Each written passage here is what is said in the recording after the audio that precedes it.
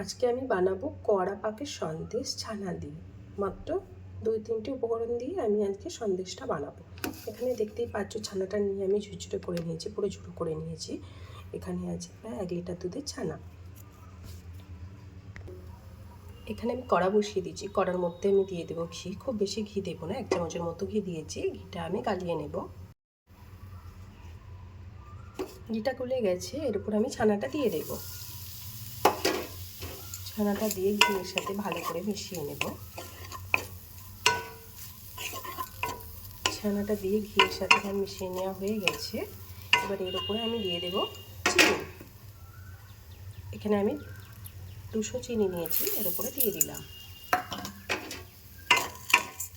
চিনিটা দিয়ে আমি ছানার সাথে ভালো করে মিশিয়ে নেব। এই সময় আমি গ্যাসের আঁচটা একটু জোরে রেখেছি।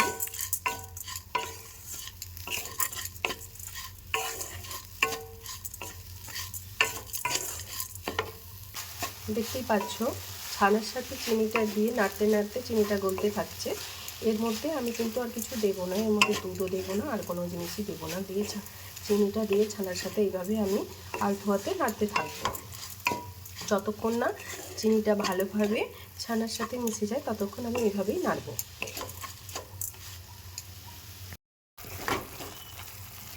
ছানার সাথে পুরো চিনিটা গলে গেছে, দেখতে পাচ্ছ, দেখে বুঝতে পারছি। এই সময় কিন্তু আমি গ্যাসের আঁচটা কমিয়ে রেখেছিলাম।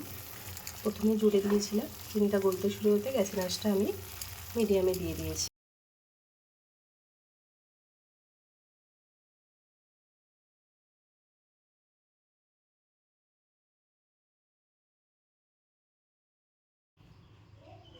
এলাচ গুঁড়োটা দেওয়ার পরেই আমি এতে অল্প করে একটু লেবুর রস দিয়েছিলাম, যাতে ছানার সাথে চিনিটা দিয়ে যাতে এটা না জমে যায়।